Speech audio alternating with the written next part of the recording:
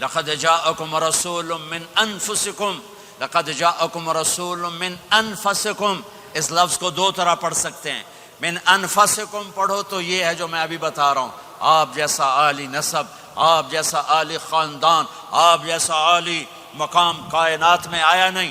جیسے ہم پڑھتے ہیں لقد جاءکم رسول من انفسکم، من انفسکم، آپ جیسا حسین، آپ جیسا خوبصورت، آپ جیسی مکمل شخصیت، آپ جیسا کامل اکمل اطہر انور اعلی ازکی ابہا اشرف کوئی کائنات میں آیا نہیں، کوئی پیدا نہیں ہوا، پیدائش بھی نرالی، آمد بھی نرالی، جانا بھی نرالا۔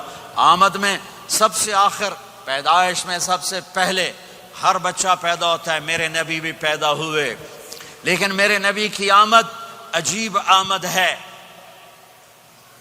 بچہ پیدا ہوتا ہے ساتھ گندگی آتی ہے، میرے نبی پیدا ہوئے خوشبو پھیلتی چلی گئی، طہارت، خوشبو۔ بچہ پیدا ہوتا ہے، یہ ناف آنت ملی ہوتی ہے، اس کو باہر کاٹتے ہیں۔ میرے نبی پیدا ہوئے مقطوع السرہ، ناف کٹی ہوئی تھی، باہر نہیں کاٹا گیا۔ بچے کا ختنہ ہوتا ہے، میرے نبی ماں کے پیٹ سے ختنے کے ساتھ پیدا ہوئے، پاک پاکیزہ پیدا ہوئے، خوشبودار پیدا ہوئے۔ دائی حلیم، دائی وہ حیران ہیں، یہ کون ہے، یہ بچہ کیسا ہے؟ شفا، شفا بنت اسد، عبد الرحمن بن عوف کی والدہ، کہنے لگی امنہ یہ تیرا بچہ کیسا ہے، یہ بچہ کیسا ہے، پاک خوبصورت۔ انہوں نے بچے کو ساتھ لٹایا، ساتھ لٹایا، یہ بچہ 10 منٹ 15 منٹ 20 منٹ، میرے نبی نے کروٹ بدلی، ہاتھ رکھے، پورا سجدے میں چلے گئے،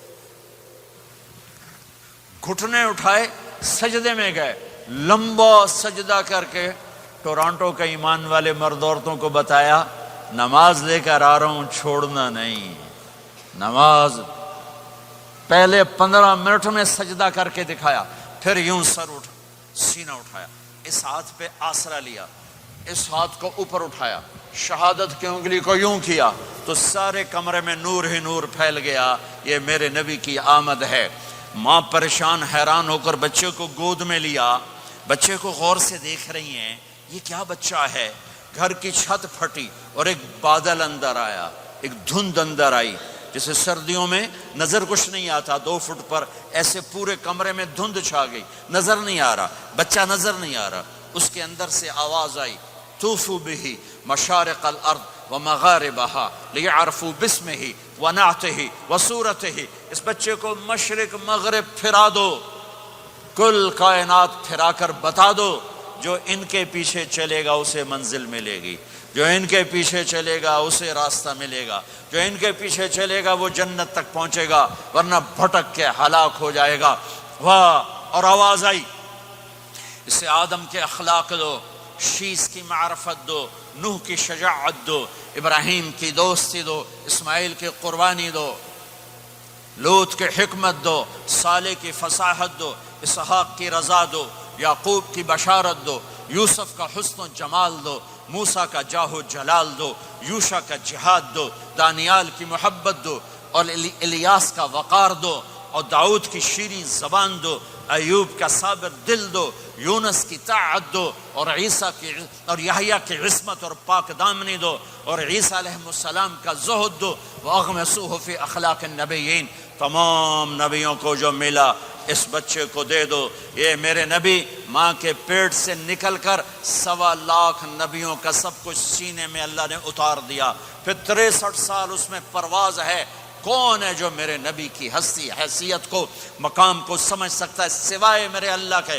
ثم دنا فتدلى والنجم اذا هوى ما ضل صاحبكم وما غوى وما ينطق عن الهوى ان هو الا وحي يوحى علمه شدید القوى ذو مرة فاستوى وهو بالأفق الأعلى ثم دنا فتدلى فكان قاب قوسين أو أدنى فأوحى إلى عبده ما أوحى ما كذب الفؤاد ما رأى أفتمارونه على ما يرى ولقد رآه نزلة أخرى عند سدرة المنتهى عندها جنة المأوى إذ يغشى السدرة ما يغشى ما زاغ البصر وما طغى لقد رأى من آيات ربه الكبرى والضحى والليل إذا سجى ما ودعك ربك وما قلى وللآخرة خير لك من الأولى ولسوف يعطيك ربك فترضى تبارك الذي نزل الفرقان على عبده ليكون للعالمين نذيرا يا أيها النبي إنا أرسلناك شاهدا ومبشرا ونذيرا